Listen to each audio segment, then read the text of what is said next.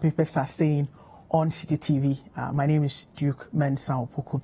On what the papers are saying, we bring you the major stories making headlines from the major news portals in the country in the course of the week under review. We'll take a break here. When I come back, we'll take a deeper look or a keener look at the issues that made headlines this week from the perspective of the major news outlets.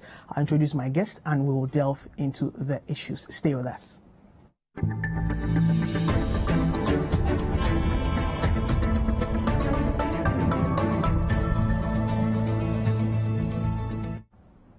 So this week, three major stories made headlines, and we've curated them for you from the perspective of the various major news portals. The National Democratic Congress (NDC) launched their manifesto, the People's Manifesto, looking at creating jobs and prosperity for all. That's how they tagged it on Monday. Now, from the Citi newsroom, this is how it was captured. Of course, NDC's 2020 manifesto. Full of populist discredited promises. That is from Nana B. Another story. You can copy our manifesto but not our performance. That's from the Vice President, Dr. Baumia, to the NDC. To another story as captured from citinewsroom.com. We didn't plagiarize MPP's 1D, 1F initiative in our manifesto. That's from the National Democratic Congress, NDC. That's a justification as to coming up from the calls or claims that the 1D, 1F was plagiarized from the MPP's manifesto. Another story says NDC's model for preparing manifesto the way to go. That's from former boss and TOR CEO Kwame Wadako. It was rumored to be seriously angling for the vice presidential slot. This week he was on the point of view on Citi TV. And to the Chronicle, NDC promises tax cuts. Mohammed's promises are not credible. That's from the Information Minister Kojo Opon Kroma. The Finder, to the custodian, former President Mahama promising to legalize Okada. Group cast doubts on NDC's populist manifesto. To the Finder now, Mahama has a record of not fulfilling manifesto promises. That's from Information Minister Kojo Opon Kroma. Now to the Daily Post, NDC launches manifesto of jobs, prosperity, and more. Private schools to join free SHS, double track to be abolished. So that's the first issue we'll be looking at. The second matter has got to do with the coronavirus pandemic and the new cases that have been recorded this week. As we speak, 842 active cases. So Ghana records 125 new COVID-19 cases, captured on citinewsroom.com. Citinewsroom.com once again, global COVID-19 deaths surpasses 900,000. CEO of Konfanochi Teaching Hospital tests positive for COVID-19. Citinewsroom.com, Oxford University COVID-19 vaccine trial suspended after participant falls ill. To Ghanaian Times, Ghana records 143 new COVID-19 cases.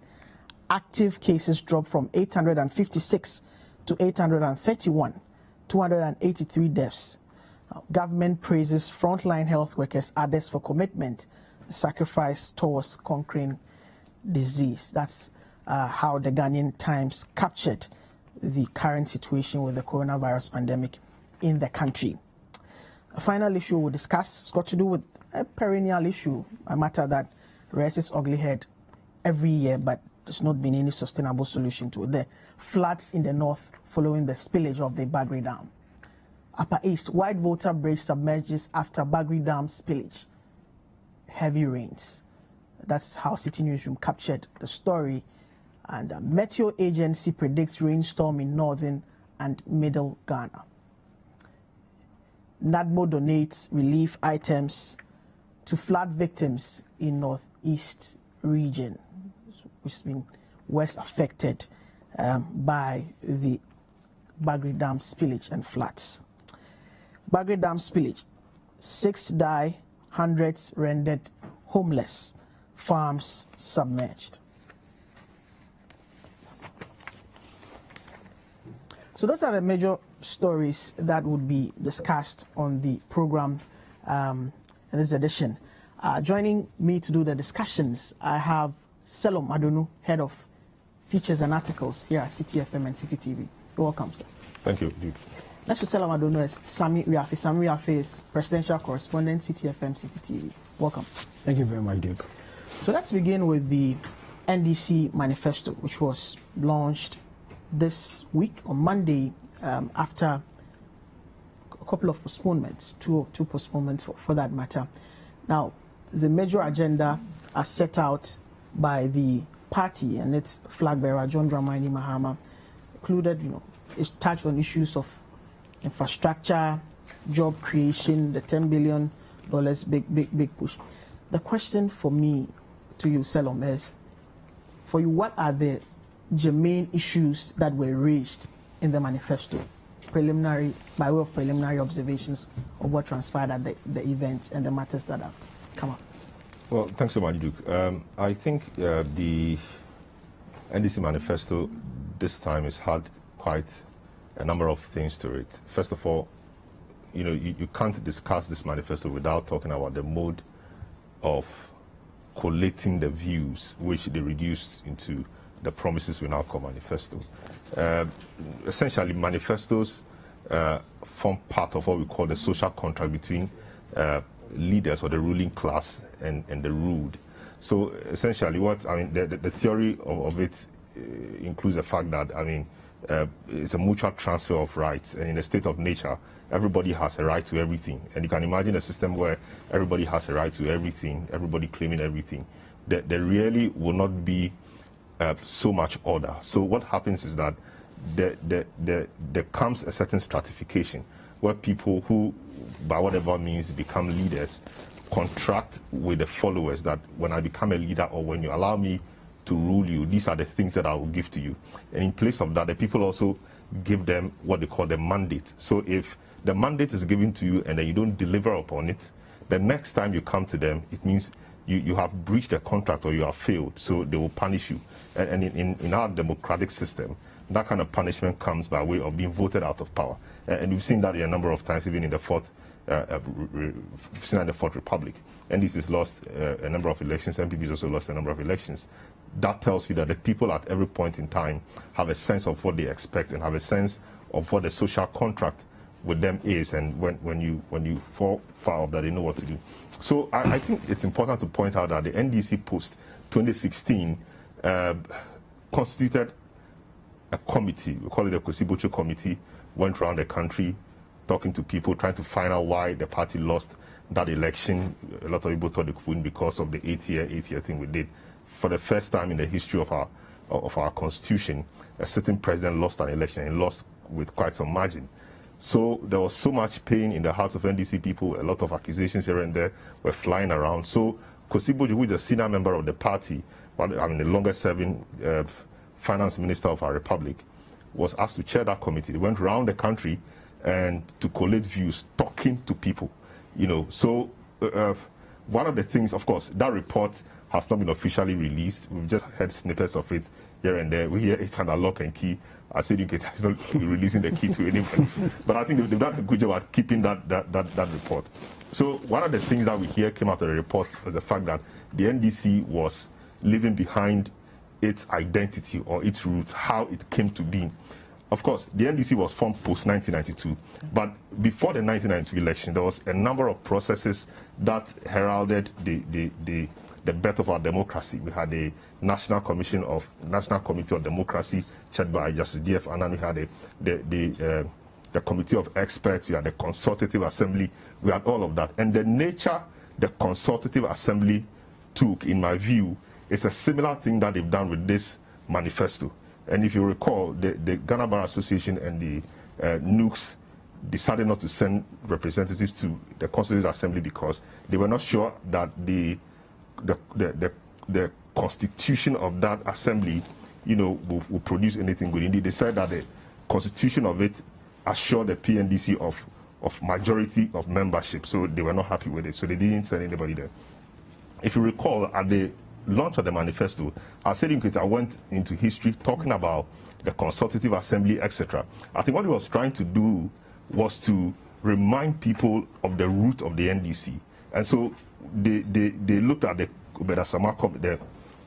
Kosibocho committee, etc., and the things it raised, the fact that there were allegations that the NDC was leaving behind its roots and its identity.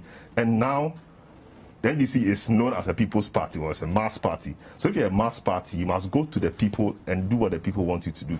So in setting out this manifesto, they said, no, the people must speak. It's what the people want that we will do for them. So they got people to go around the country, collect views from people on what they think are important to them. We hear. So now the people who did all that came back, and now we had what we call now the People's Manifesto, which we are told essentially is a collection of what people expect governments to do for them. So a number of things, come up to me or jump at me in this manifesto.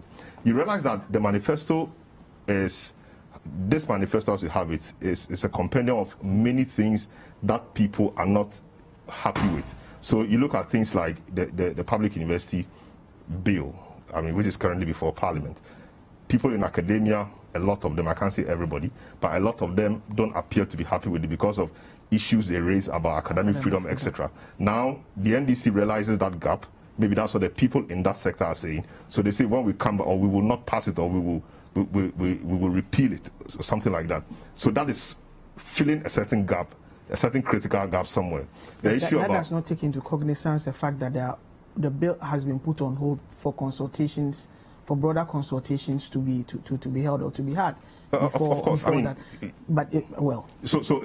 it's maybe consultations will be had, whatever it is. They say when they come, whatever it is, they will not. If it's not been passed, they won't pass it. If it's been passed, they will repeal it or something.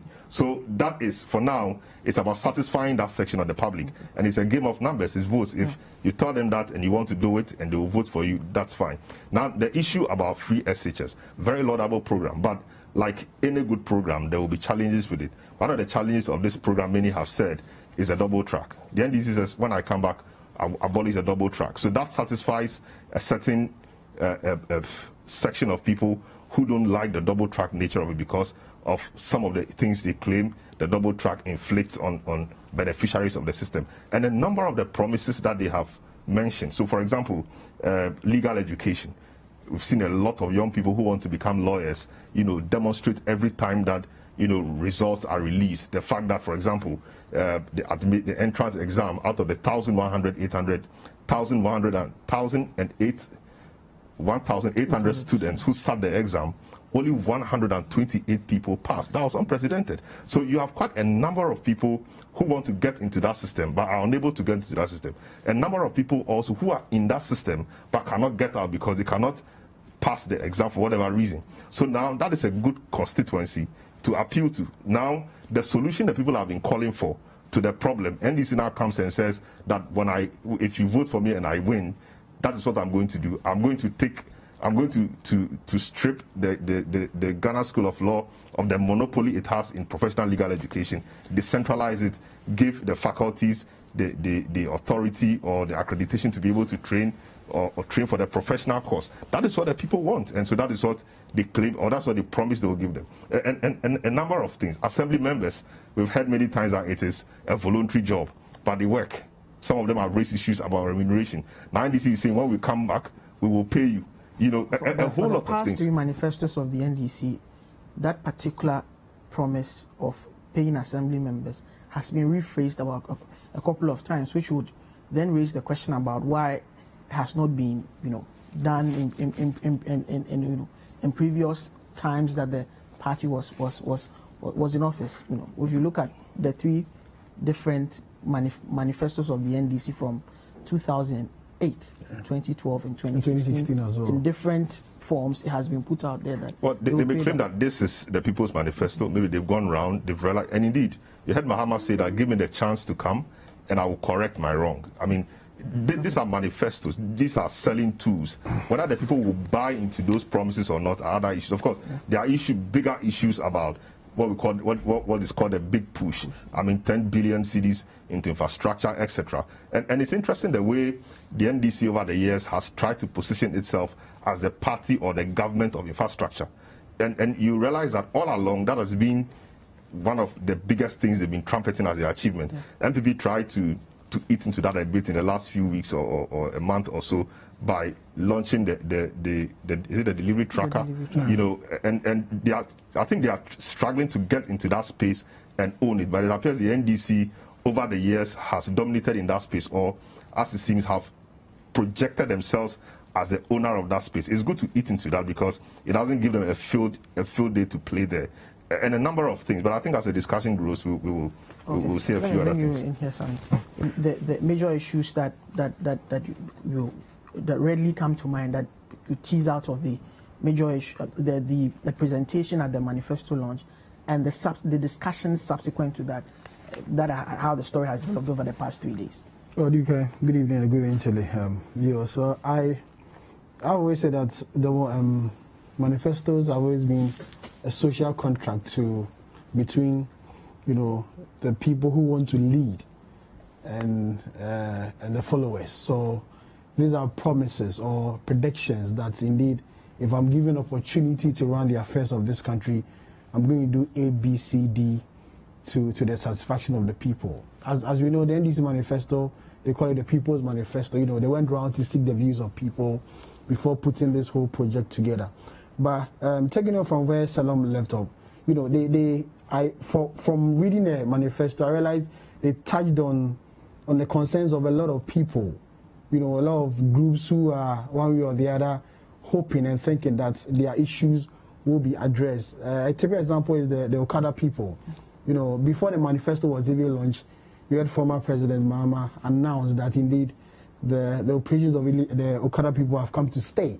And there's about time, you know, there's some regulation of their activities. And he says that indeed, if he's given an opportunity to become president again, he's going to do that. It featured prominently in the party's manifesto.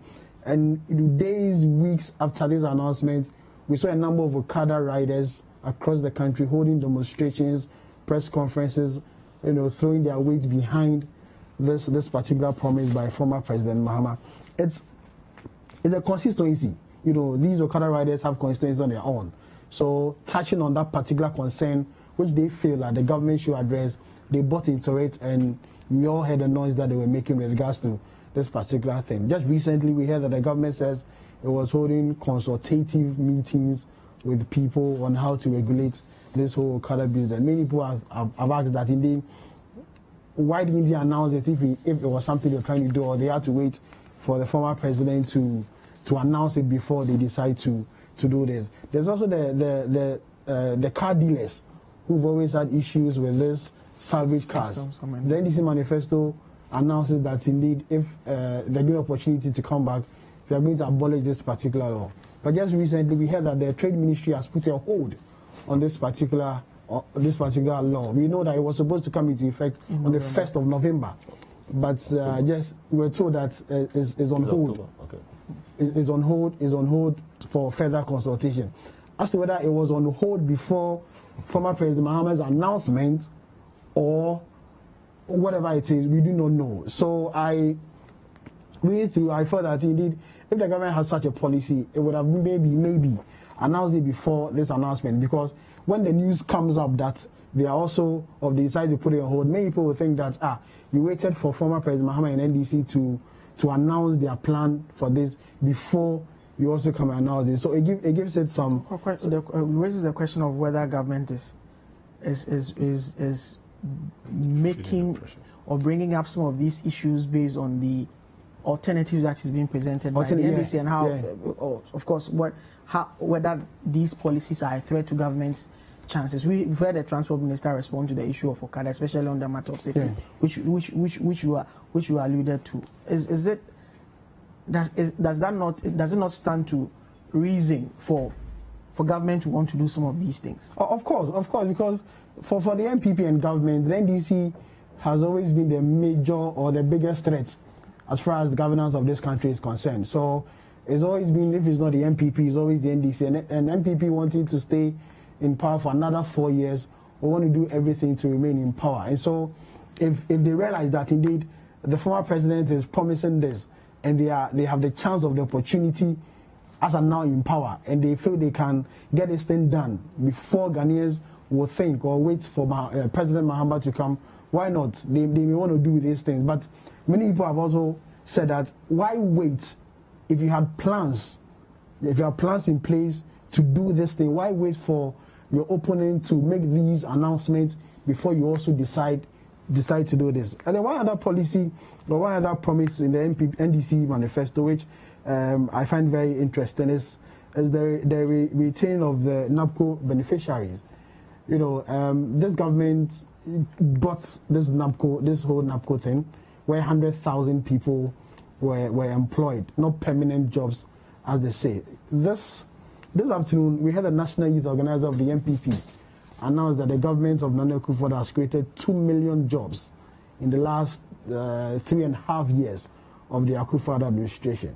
But the former president of the NDC has promised that when they get opportunity to assume the reins of power, they're going to make these NABCO beneficiaries permanent jobs. They're going to give them permanent jobs. Want to give them permanent jobs. Give them permanent jobs. So I find it very interesting because this was a policy when it was launched some few years ago. We had members of the NDC running this whole policy down, saying that indeed it's not sustainable, is a policy that's aimed at securing votes ahead of the election. If maybe they have thought through and have realized that indeed it's something good for the nation and they want to give these people permanent jobs, fine, we all welcome it, because job issue has become something, how would I put it, very, very important in the cycle of every government. Just a few years ago, we had the unemployed Graduate Association. Now we don't hear of them again. As to whether they've all found jobs, that we can't tell. So job creation has been, a major issue for every government since the Fourth Republic. The MPP brought about this one district, one factory policy because they wanted to find jobs or create jobs for the graduates unemployed in the country.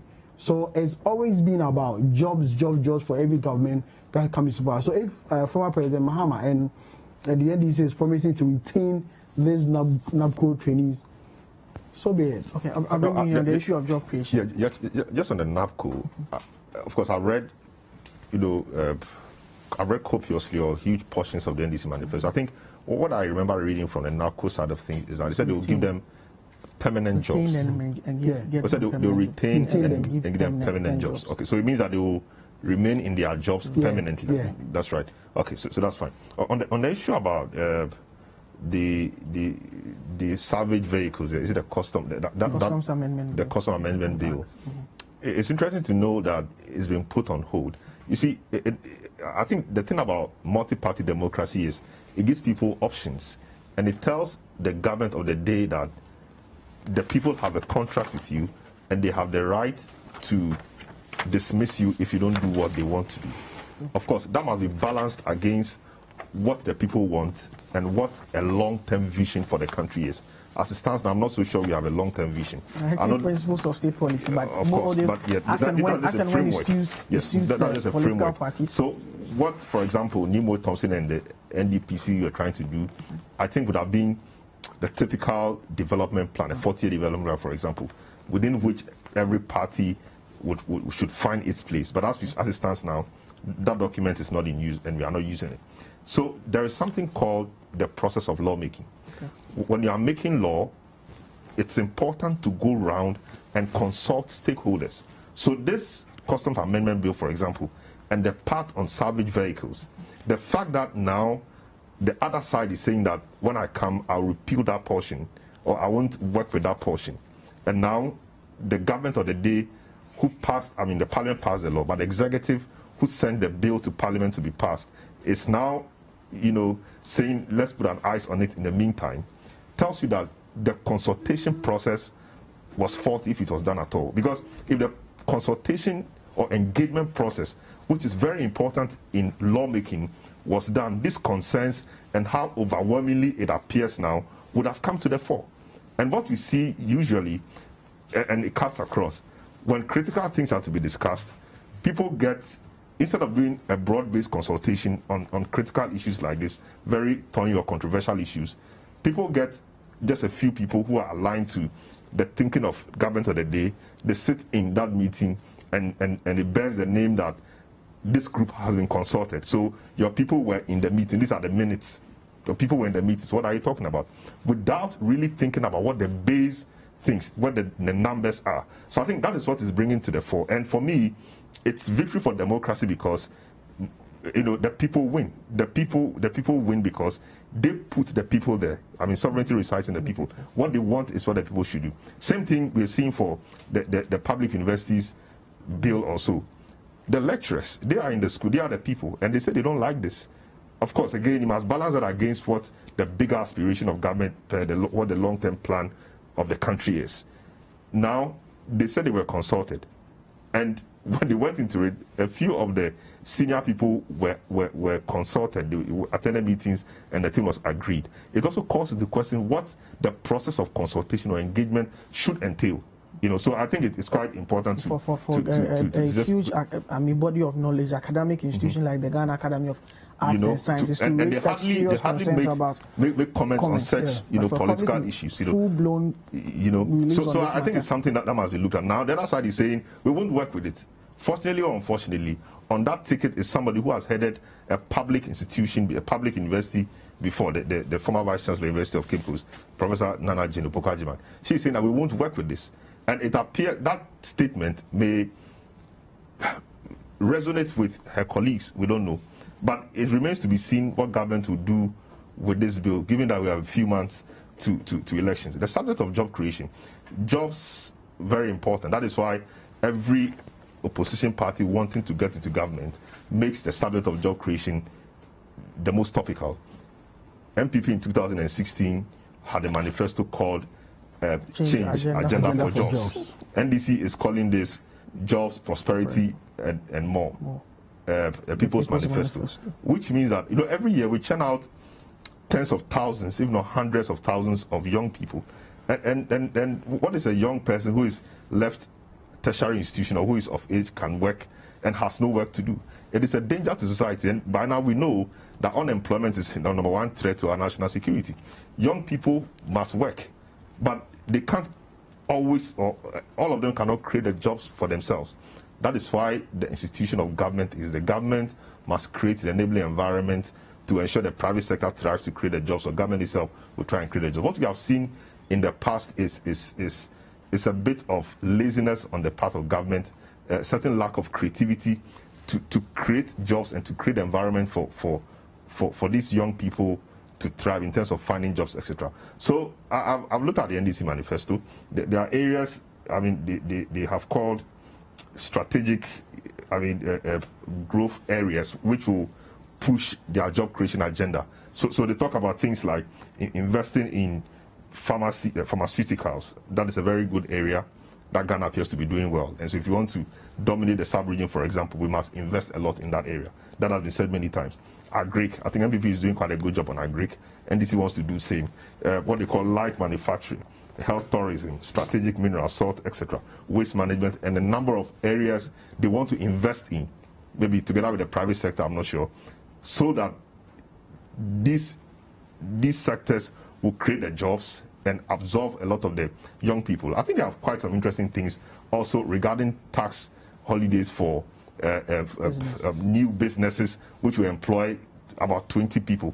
Okay. So they have quite some laudable tax ideas for those. So on that note of taxation, we'll take a break here, but just to remind our viewers that the show is live and interactive. 055-058-5832. You can send in your messages via the WhatsApp line and other platforms that have been advertised on your screen, so that you join the conversation. It's interactive. You know what you are thinking about the discussions that are ongoing here. We'll take a break here. When I come back, we will look at the other matters that are up for discussion on the program tonight. Stay with us.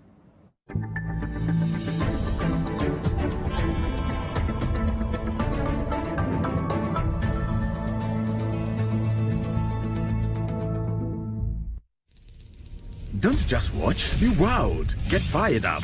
Get down. Catch feels. Drop the mic. Choose to be moved. On the move. Hot spot, any spot. Enjoy a new view. Walk in another shoes. Power heels. Paws and feet. Take your stories to the streets. Hold court with court queens. Ice queens and Yas queens. Fly away. Come back home. And enjoy online entertainment on any screen. Sign up at showmax.com and change the way you watch.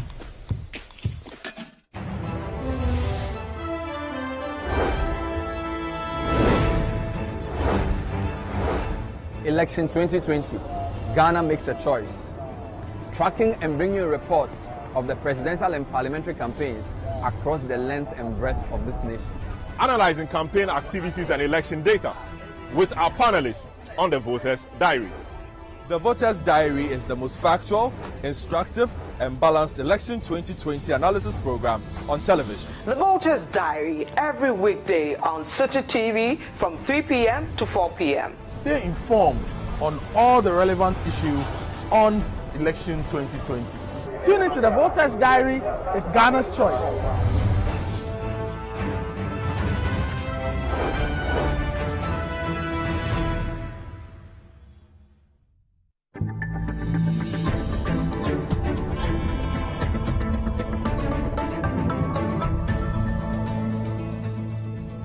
Welcome back to what the papers are saying right here on Citi TV. My name is Duke Mensah Opoku. Just before we went on the break, we're discussing the matters that have come up regarding the NDC's manifesto launch, the People's Manifesto.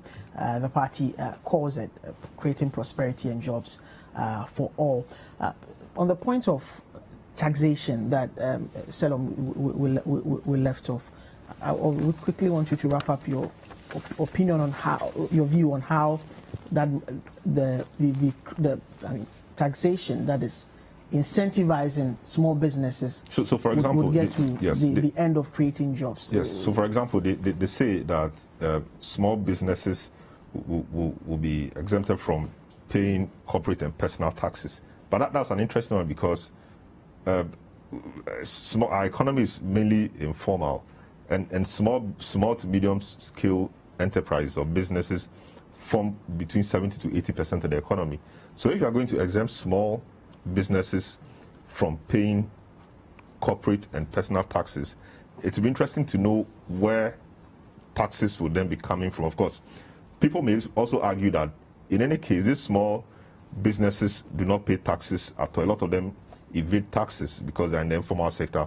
There's no way really of tracking them. So, of course, that argument too is there. But the subject of job creation remains an important one. And any government that wants to be taken seriously must, produce a blueprint, or any political party that wants to be taken seriously must produce a blueprint that will be convincing to the masses and to the people affected or involved that indeed these are the people who have the solution or the answers to the problems that we have. Every government must create jobs. So Mahama says that every year is going to create 250,000 jobs. So in 4 years, he'll be creating 1 million jobs. We don't know how he intends to do it. The what is there, the how is what is a bit missing. But I think as the discussion on the subject grows, the details of it will be provided to filling. Okay. That's a hope. Issue of job creation, 100,000 jobs, $10 billion big push through the use of infrastructure to create jobs, among other promises in that manifesto. I've heard the former president say that his topmost priority will be this big push, the $10 billion, which will include job creation, infrastructure, road construction, schools and hospitals. And per his prediction, this big push will create close to 300 to 400,000 jobs a year in both the private and public sector.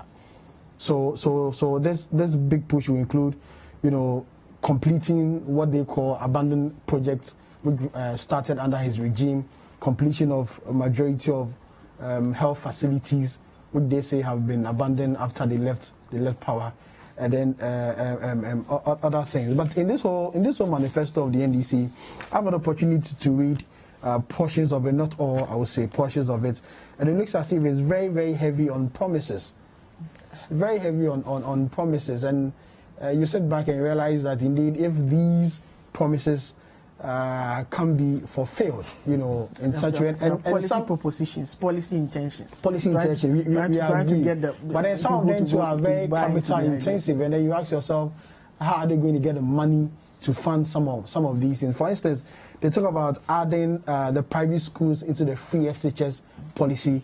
They also talk about the absorbing 50% of the school fees of tertiary students. And you really ask, how are they going to fund this whole thing? I heard their communications officer, Sammi make an attempt to explain how they're going to do this. They said they're going to use Oreo revenue and internally generated funds, mobilizing funds and revenue to see how best they can fund some of these. Originally, the resource envelope for the free SHS is from the oil revenue. Yeah.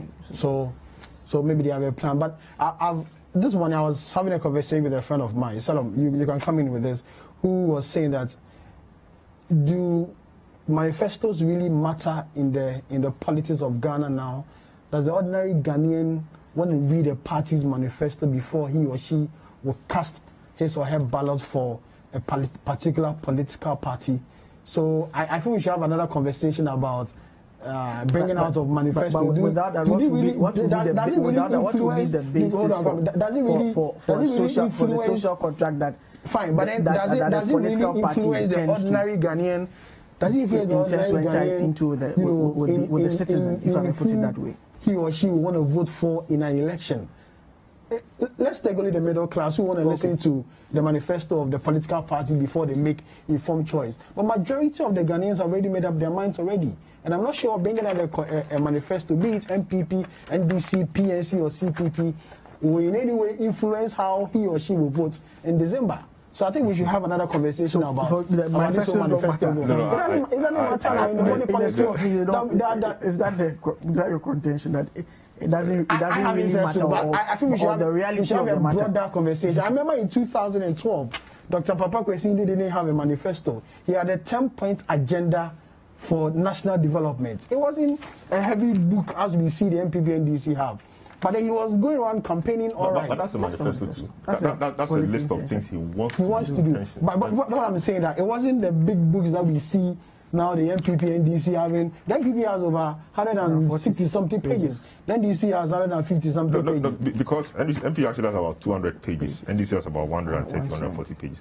I think a Kwesindum example may not really apply because Kwesindum's party is not an NDC or MPP. If it's an NDC or MPP, that's also a registered political party. Of course. They had votes in the last election. Monkeys play by sides. So if it had been the NDC or MPP that did that, then you can make it a point. You can make it a big point to talk about. But the issue is, I don't think one particular issue determines an election. It's always a multiplicity of factors. So for somebody, it is how he sees the ruling class. That's how people will say these guys have become arrogant. Determine the agenda or the main point for which the election should be won based on the manifesto. Exactly the point. 2012 education. Yes. 2016 was jobs and free SHS and other things. So many people think, and I also think same, that the free SHS program, the 1D, 1F, One Village, One Dam programs put together by the MPP in their manifesto won them the election to a large extent. Okay. To a large extent. Other things too are part. So, for example, how the ruling class behaves, how empathetic they are, how arrogant or not they are, how they deal with people, and people's idiosyncrasies. Maybe because I may not belong to Party A, but because my dad or my sister belongs there and has a position there, I know that when the party is retained, that person will be retained and I also benefit. So because of that, I will be inclined to voting for that party. So a number of factors, affect or influence how people vote. But manifestos play a huge role. That is your intention. And it doesn't just end there. When the manifestos are drawn or put together, how you communicate what is in the manifesto is important. So it has to do with going to the people, speaking to them, explaining things to them, identifying the problem and why you think that the solution that you are proposing will solve that problem. Okay. And that is what, plays a huge role in winning the election for Party A or Party B. Okay, let's move to the second issue. I wanted to mention a few other things, very interesting things in the manifesto. Okay. Things that maybe a lot of people haven't talked about. There's a part on on security, which talks about reopening inquiry into the Ayawaso West Wagon, they call it vigilante incident. That would be interesting. That they will reopen inquiry into that to achieve what? I don't know. The other point one I saw is to disband what they call militia set up by Nana Akufo-Addo. Already when there's a law in place. So and they also want to commence a program to establish a University of Security and Intelligence Studies. And these are just quite interesting things I saw. That's the same thing the Kofi Annan peacekeeping. Okay, so the second issue has got to do with the numbers of COVID-19, 842 active cases as we speak, and the disregard for the protocols, as well as its impact on the educational sector. Africa Education Watch this morning, we released a research report, that has been born out of research across the country, and it continues, or the delay of reopening of schools and how it could even impact on teenage pregnancy. Sammi. Well, this evening before we came on air, I did some reading about the latest COVID, because it's gotten to a time where no one really pays attention to the new figures as and when compared to when this whole COVID started. And I realized that there are some 125 new cases. We have the active cases now is 842. We recorded 283 deaths, 5 people on critical condition, 3 on ventilators, and 16 in severe conditions. The blatant disregard for the protocols, as Duke said, is because we are not seeing the huge numbers as we used to. When we recorded our first case of 2 in March, every day or at least 3 days, we're seeing the numbers going up until we recorded, around 20, 30, 40,000 thereof. That's when we realized that this thing was getting serious. But we were more scared, if I'll put it that way, when we saw on TV of how people in Italy, Spain, and the UK were dying because of this whole COVID. That's when people really got scared that indeed Wiafe. But then when they realized that it wasn't, in quote, killing us as it was doing in other countries, people decided that no, after all, that's not something that's going to kill us like it's killing the other people. So let's really relax this whole protocols and the likes. So people are now, or have a feeling that there's no COVID. The COVID is gone. That's what people think. So you don't see them wear the masks as you saw them wear religiously some few months ago. You don't see them washing their hands regularly, using a sanitizer and the likes. And also partly because some of these restrictions have been eased. We now go to church after staying home for a number of months. We have opportunity to go to parties, go to weddings, and go to funerals. So we believe that life is back to normal. And so people may want to disregard these protocols, forgetting that indeed the virus is still around. And I got a friend of mine telling me that, he went to a pharmacy to go get a drug. Now, when he went to the first pharmacy, he had to wash his hand. He didn't get a drug. Went to another pharmacy, he had to do the same thing. A third pharmacy, the same thing. So when he went to the fourth pharmacy, he told her that I've been washing my hand in the past pharmacy, so I'm tired.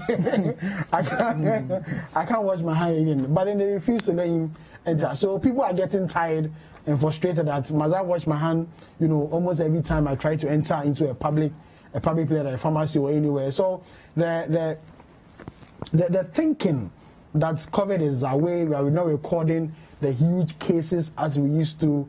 So obviously you see this blatant disregard for the state people, especially the wearing of the nose masks, which I believe that because we took the wearing of the nose mask seriously, it reduced our numbers.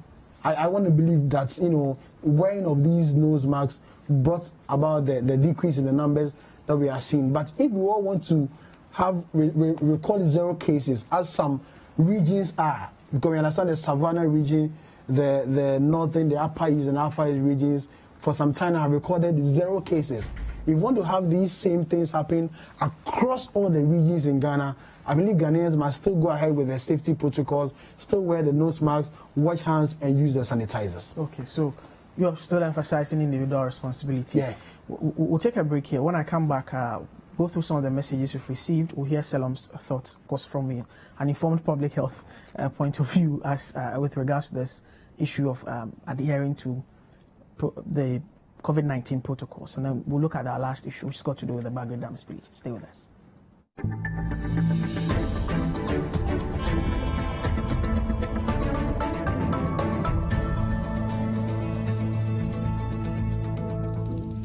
Don't just watch, be wowed. Get fired up. Get down. Catch feels. Drop the mic. Choose to be moved. On the move. Hot spot, any spot. Enjoy a new view. Walk in another's shoes. Power heels. Paws and feet. Take your stories to the streets. Hold court with court queens, ice queens, and yas queens. Fly away. Come back home and enjoy online entertainment on any screen. Sign up at showmax.com and change the way you watch. Representing a country is no small feat. Because in Ghana, the love for Israel is so real, People are nursing it from home, from churches, and then you are walking in such a positive atmosphere and all the doors are open for you. View the lives of the diplomats in Ghana through their very own eyes and see how they make Ghana their home. I always loved it. I love the remains of African culture in Brazil. I am very interested in the way Africans were able to, amidst those horrible conditions, they were capable of transforming their African heritage. Join me, Apioko Sarah Mashong Abe, on Diplomatic License every Saturday at 5 p.m. only on Citi TV.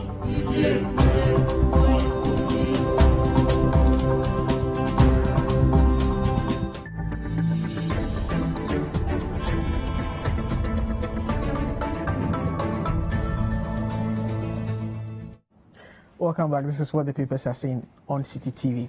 Now, just go through a couple of messages that you have sent in based on the discussions we've had over the past 48 minutes. Mukaila Jonas Edia from Kerry says, I want to tell Ghanaians that John Mahama hates free SHS like his worst enemy. So any attempt to vote for him means a total cancellation of the policy. So let's resist this quote, won't change Mahama and keep Akufo-Addo in office for more surprises. Muhammad A. Sadiq from Tamale says the NDC's manifesto is a people-centered manifesto. So far, it's the best manifesto in Ghana, unlike the NPP manifesto, which failed to provide permanent jobs. The NDC's People's Manifesto emphasizes creating permanent jobs for unemployed Ghanaians. But I don't agree that the two are the same in content, methodology, strategies, and implementation. Aram from Adenta News site says, what is the unemployment figure in this country? If they've really employed over 2 million people, that means our country will soon have excess vacant positions, which will be requesting or searching for people. We live in an interesting country. God bless our motherland. And the final one from Umar Nuhu, sending this one from Wa, says the NDC promised one-time health insurance premium in 2008 and only came back to tell us that after stakeholder consultation, it was not possible.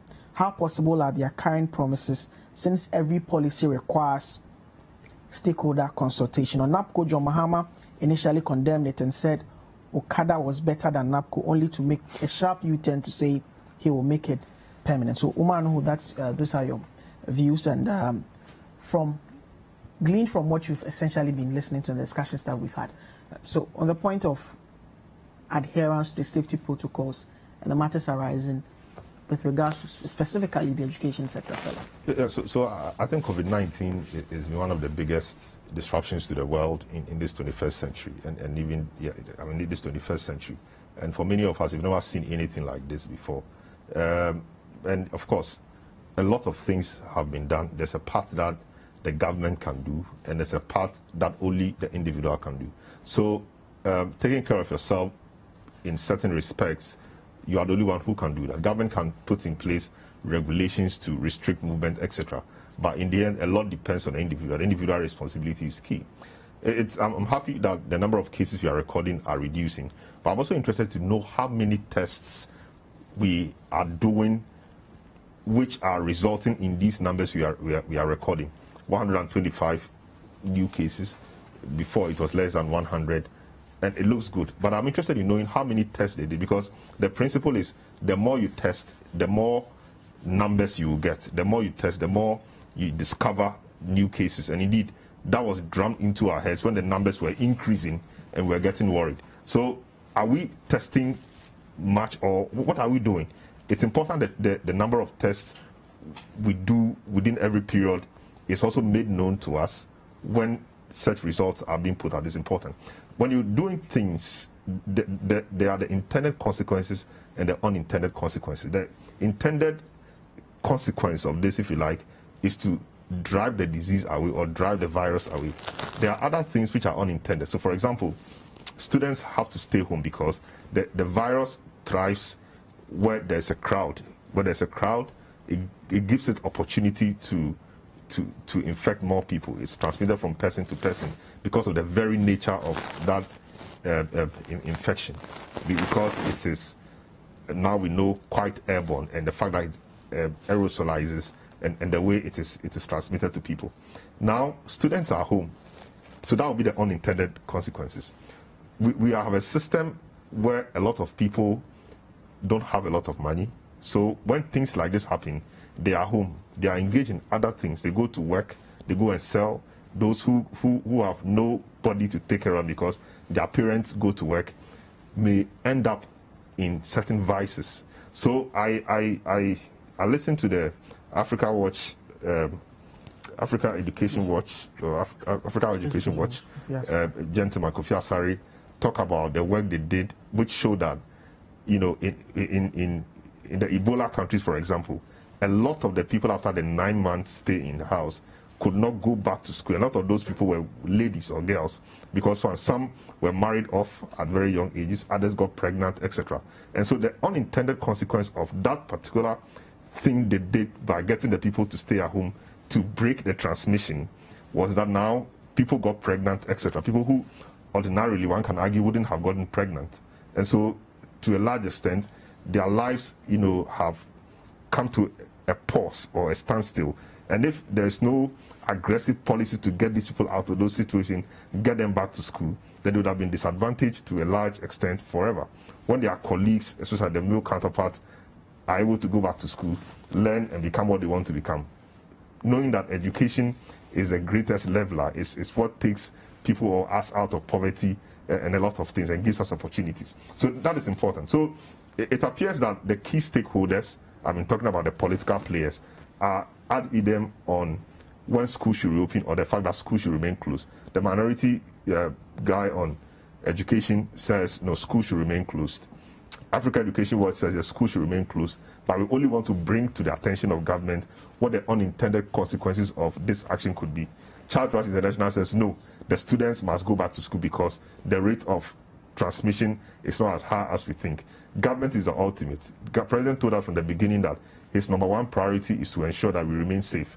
And I'm sure that's what he's doing. And I'm sure he also has a global view on all these matters. And in the end, let's just trust that the decisions he's making on our behalf in respect of this surely will be decisions that will be for the general benefit of everybody. Nobody wants to stay at home when you have things to do. I'm even wondering how the start of the academic year is going to be, whether indeed our academic year forever will change and the first September to January. and the September beginning of the commencement academic year will now become January, or when we get to January, the calendar will be so compressed that by September the whole academic year would have been done, so that we begin from September as you have done in the past. I'm wondering how that is going to be. We've not had details from the Ghana Education Service on this, but these are things that I'm sure are engaging the minds of the powers that be, and I think at an appropriate time we will really know what it is. Okay. Final issue: Bagre Dam spillage and torrential rains, two very bad factors combined, devastating floods in the northern part of the country, northeast region. Well, Duke, we've heard this over and over again. Over and over again, we hear the spillage of the dam, submerging farms, killing people, displacing residents. NADBO goes in to give relief items. The next year, the same ritual. The next year, the same ritual. You advise residents to go to higher places, and it becomes repetitive. We hear this thing every year. So you ask yourself that, is there no way that when this dam is open, it would rather be to the advantage of farmers in these regions rather than always destroying their farms and, in quote, killing them and their families? I think we should find a way, as a nation, we should find a way to take advantage of this spillage of this dam than always hearing the negative side of it. This evening we watch on CNR that the Vice President, as part of his tour of the Upper East region, went to visit some victims, made some donation, and also visited a stretch of road which has been cut off because of the spillage, which he's promising that when this whole thing is over, they're going to fix that road. But aside fixing the road, are we going to have a permanent solution to this particular problem? Getting a permanent fix. It comes our way every year. Selorm. Well, I don't recall who actually said that when you, doing the same thing over and over again is madness. That's what it appears to be. For a very long time, since the Bagre Dam spillage began, every year, once the dams get opened, we know that there'll be flooding in the area. This year, what has compounded the problem really is the fact that it's coincided with torrential rains. Given how our systems are, even Accra, when it rains a bit, the whole place is flooded, even with the storm drains and things we have here. How much more an area which doesn't have those things? So I think that the writing has always been on the wall, but we have refused to see the writings. We've refused to make the hard decisions, to bite the bullet, and to do what is important. I saw one of the videos with cattle being carried by the water. I mean, a lot of cattle being carried by the water to wherever. And I was telling myself that this is people's investments. Of course, the original owners of the cattle, I'm not sure we'll get them ever. and that's somebody's investment, So we need to get serious. The fact of the opening of the Bagre Dam, is it possible to engage the guys in Burkina Faso to stagger how they open it, or do it in a way that the effect on us will not be huge? We talk about, establishing or building a dam to hold the water. What is the status of that? If we are really serious, I think we should be taking look at that, the construction of that dam seriously. Okay, so that's how we wrap up this edition of What the Papers Are Saying. With this message from Kaba and Ashi, says, "Good evening, guys. People are losing their lives and belongings yearly because of Bagre Dam. Government should fix that problem once and for all." And I think across the table, that's the popular or dominant view here on What the Papers Are Saying. Keep watching Citi TV. My name is Duke Mensah Opoku. Thanks for being part of the viewers for this edition.